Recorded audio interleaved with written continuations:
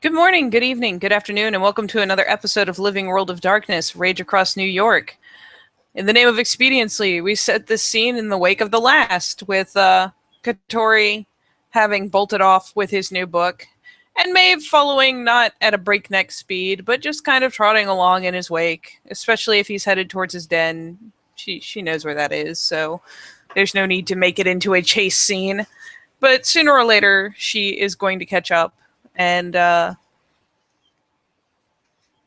will probably approach the den if he is he inside? Is he outside? What is he doing? Yeah, he would have.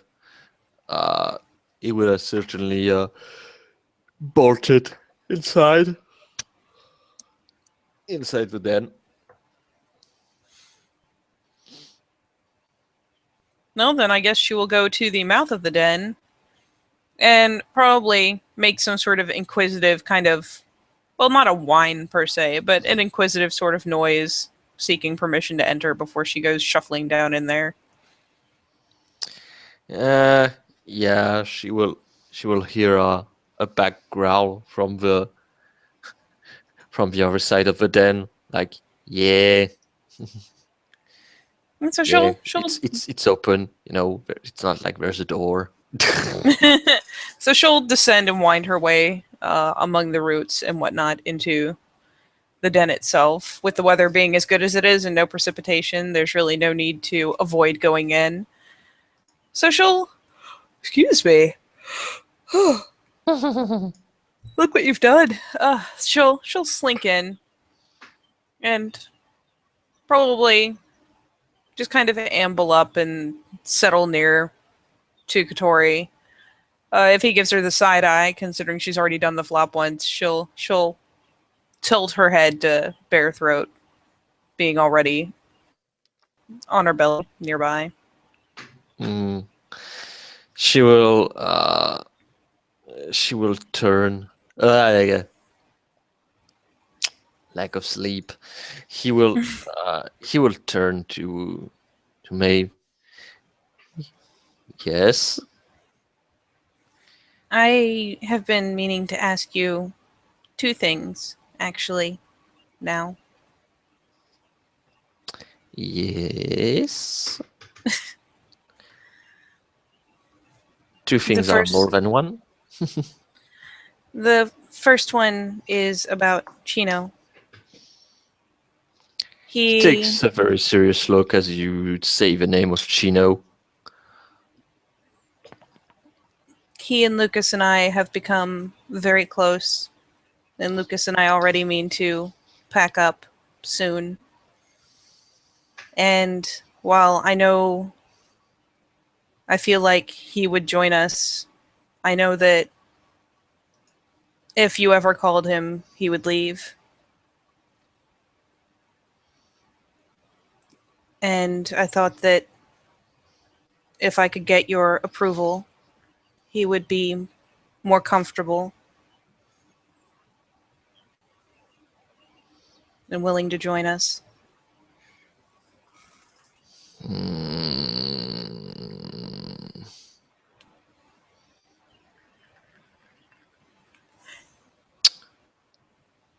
Nope. As Blink. he goes back with his attention to his book as he flips a page. If Chino wants something, Chino has to come and talk about it by himself. It is not up to you to decide what Chinos want. Chino has to make the move. It is not up to me, no. I just thought that it was only proper to ask you first. I'm sorry if that was wrong.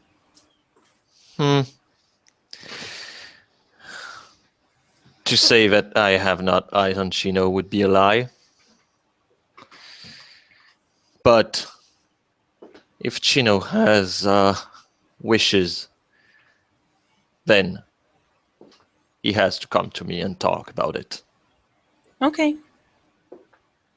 I will then take this into consideration. But I make no promises. I understand. Then, the other thing, I have talked to several people about Talia and how she passed and what that means for her spirit. Mm. I had thought it would be nice to call to the ancestor spirit that would have resulted, but I've been told that she is not in the homelands and that she is not an ancestor, not falling in the midst of a thrall.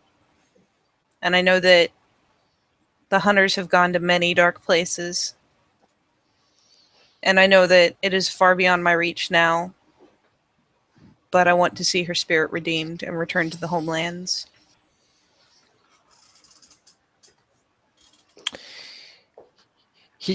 That's. I think it would be hilarious if he had glasses on his muzzle. So you could do the newspaper look at me? God damn. Well, I mean, you asked me, so. Disapproving daddy stare achieved. Yeah, he closed his book as he looks at you with a very serious look. Do you know exactly where you would have to go? Not yet. I thought I would speak to Arian and ask him. Miss Whisper said that the Striders know more about those places. True. They know more about the Dark Umbra. But I still went there, and I came back with Olaf and Xavier. What you will find there is despair, suffering, lost. You will be attacked by yourself, your own fear, your doubts. They will clench at you like leeches feeding off on your blood. They will make you doubt yourself. You're not ready yet for such a departure. I know I'm not. When you will be a Cleaf, that is something that can be discussed. But know that such a quest is not going to be easy. But then again, I went to the abyss. It's not as if going to the darkest of places is not something that I know of. I know it won't be easy, and I know it won't be soon. The harder question than finding her seems to be how you redeem a spirit that has fallen so far. Dying while in the thrall can't have been good for her, and you seem like the best person to ask how to give her a chance to return to her people.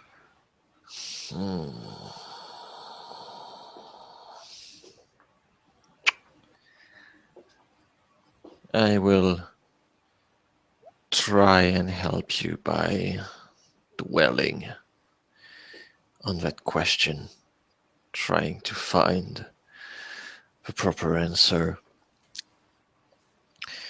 But redeeming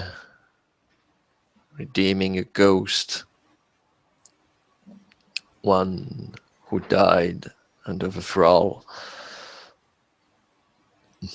yes, it will take time. And I guess I won't be too far off to say a lot of suffering will be involved. But who am I to question one who wants to redeem a ghost of a friend when I want to redeem an ancestor spirit? It is at least a quest that I can understand. And she'll adopt a light, kind of a little wiggle, just because it's probably the closest thing to a positive reaction she's gotten from anyone she's spoken to. And she'll kind of look at his muzzle. Thank you.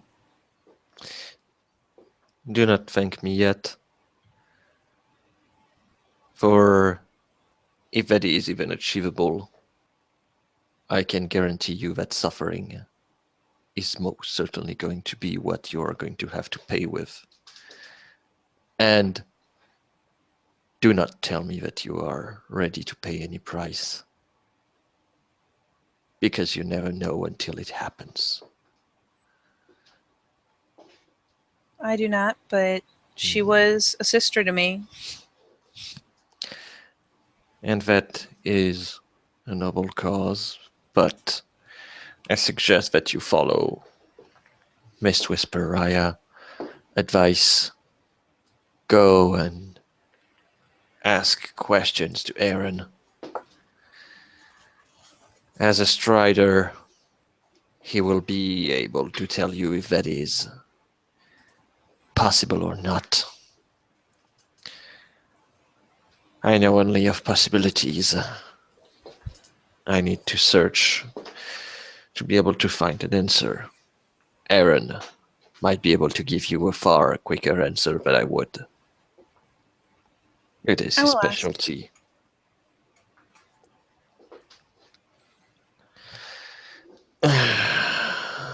So, it has started. It takes a second to tweak her out of her kind of tunnel vision on the two subjects that she came there for. So she kind of like twitches her ear a few times and then just brightens up. Yeah, I'm going to take away your light bubble just above your head. Thank you. I needed it. Yep, she brightens up and puts on that dopey ass grin. The big open mouth smile type thing. Yes. Mm-hmm. I passed the first trial. Huh. 3 trials. Interesting. What kind of trials? Well, we're Fianna. We do things in threes. The first one was a trial of wisdom. And I guess then you will have to do courage and honor. It is wisdom, skill, and luck. He's going to raise an eyebrow. Luck. I don't know, but Jesus gave the impression that the hardest is the trial of wisdom. He's just looking very, doubtfully because he still can't get over the luck. And she'll bounce a bit, kind of, puppyish bounding and be like, I saw a stag, and he was beautiful, and he was white, and he had velvet on his antlers. Bounce, bounce, bounce. And he smiled at me.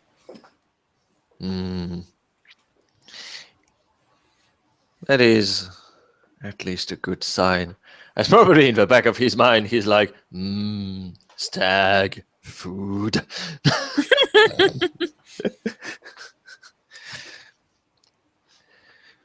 Well, you still have a way to go. And we shall see indeed. We shall see if stag indeed welcomes you within its brood.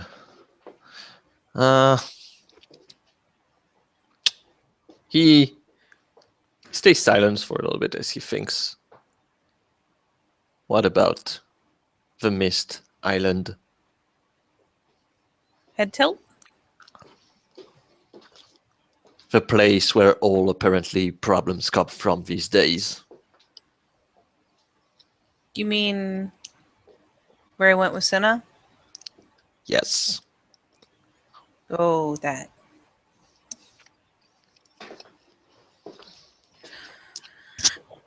And she'll What kind can of you draw tell me? herself up and sit herself down. What do you want to know in particular? Anything, everything. And honestly, at this point, I'll do cliff notes on scene, so you don't have to sit here for an hour and Yeah, listen. yeah. But you can assume that you get a full recounting of what has happened, albeit from Maeve's perspective, there's some confusion over the whole challenge and the fact that rolling over essentially lost her a lot of respect. But Mm-hmm. but all in all, he'll get the whole thing. Mm-hmm.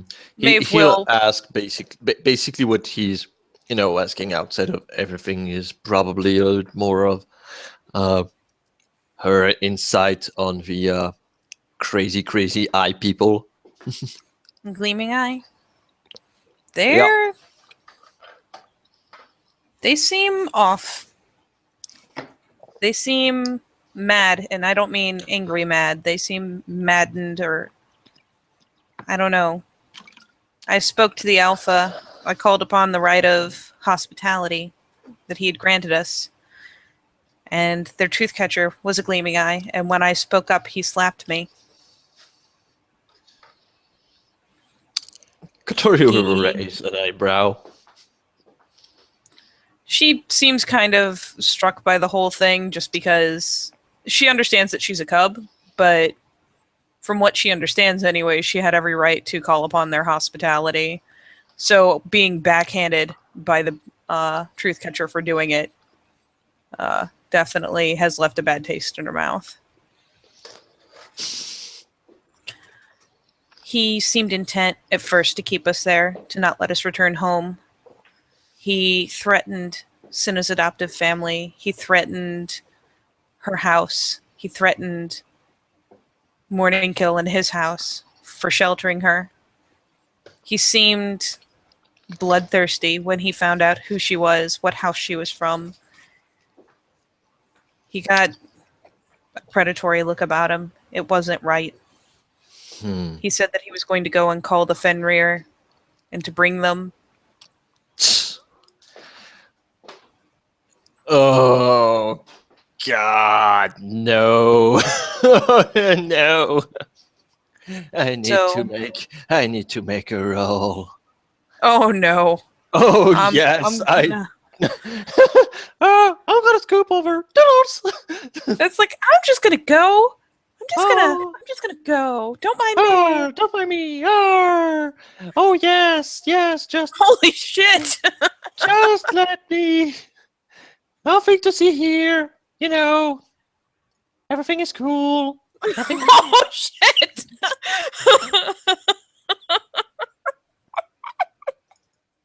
Just nothing to see here. Oh no. Oh god, why?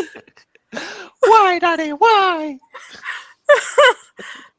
Is there any sort of warning expression at all before whatever's about to happen happens? Yeah.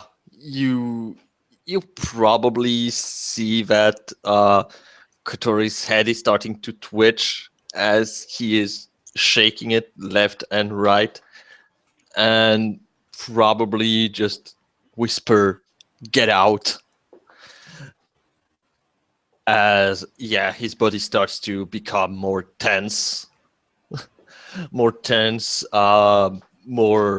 feral in its way of standing. And he eyes you with a very predatory look. This is not Daddy's look. This is the look of a predator. This is a disconcerting thing. Yes, you're a fine piece of meat. Nom nom nom nom nom. Yeah, she'll probably initially kind of edge forward to see if there's some way she can reassure him, but once he tells her to get out, she'll backpedal, but she's going to hesitate because while she understands that Screaming Eagle is a thing, she's never seen it, and for all that his posture and his attitude are changing, he still looks like Katori. And yeah, it's going to look at you. What is this that you said about get a Fenrir coming to the Sept? Whelp. And she's been slowly backing after hesitating, kind of slowly backing. Probably hackled not offensively, but defensively, because she's kind of caught off guard at this point. It's what he threatened. He is going. Yeah, go on. She's like, it's what he threatened. He said he would bring them to their Sept and siege the Fianna, and that he would bring them here to hunt Wormfoe and hunt those who had sheltered her.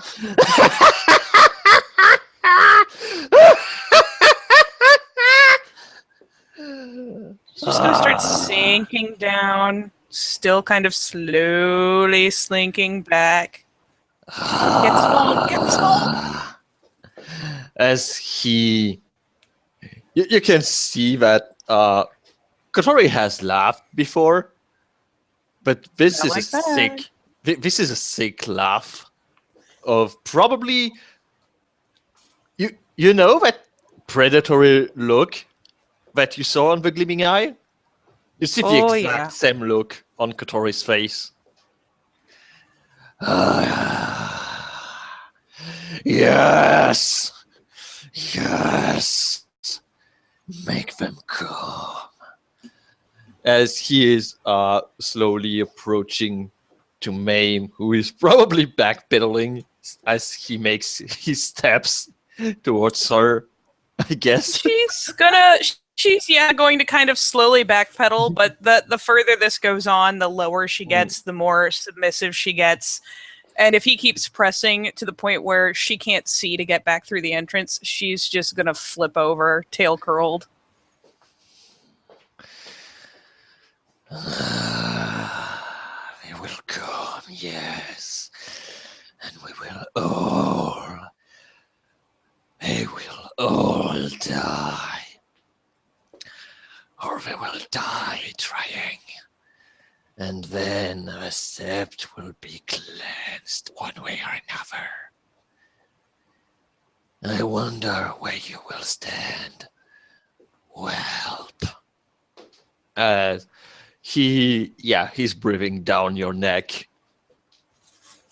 As he just take a sadistic pleasure to see you, crawling under him. Yep, every submissive gesture and posture she has ever learned is coming into play. She's squirming, but squarely on her back. Her tail is curled all the way up over her, up between her legs and across part of her belly. And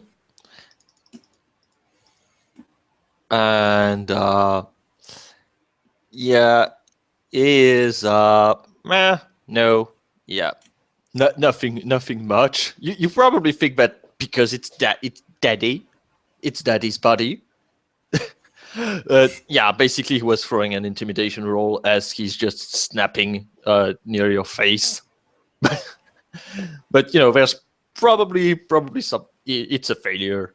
So probably in the back of your mind you're thinking, it's daddy. It's the guy is frightening. She'll but probably still, for the sake of appeasing the attempt, is still going to bite, and she will start making like puppyish noises of distress. Not anything horrible, nothing loud, nothing obnoxious. Just about what you'd expect when a cub is getting bullied by a much higher ranking, much larger pack member.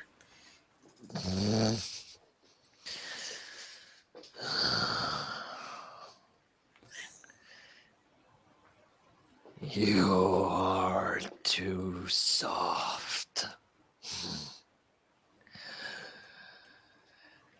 At least, Whelp, Facilifang showed some gut. Get out! As he bites your neck, as one would do to a cub, and just, gives you basically what you expect to be a wolf shove. I assume, is he going for the scruff? Yeah, he's going for the scruff and just, a very unceremoniously just shove you. As he is, he's laughing. He's laughing, a complete mad cackling. She's gonna quickly get out of the den itself, though she may pause again once she's outside the entrance if it doesn't sound like he's following, kind of cast her ears towards the den. Still slinking, tail still totally curled. There, pat, pat, pat.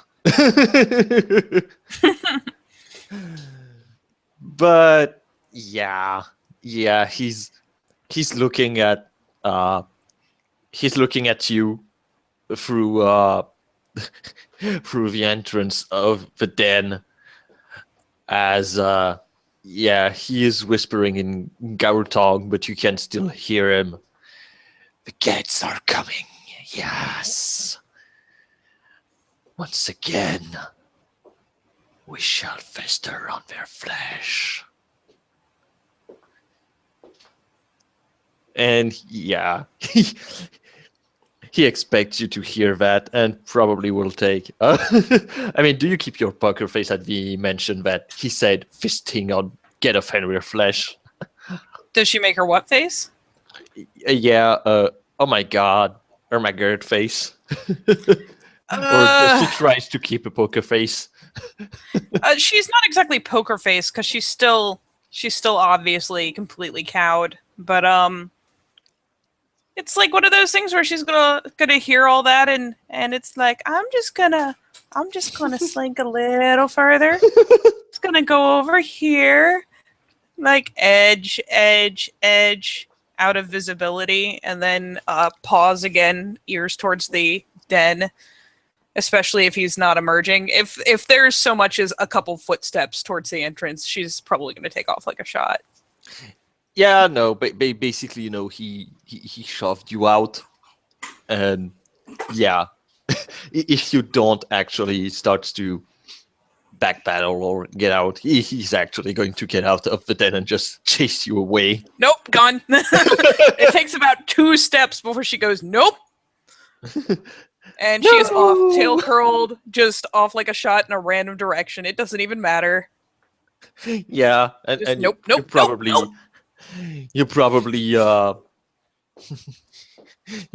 hear in the distance that he screams, "I'll see you soon, whelp."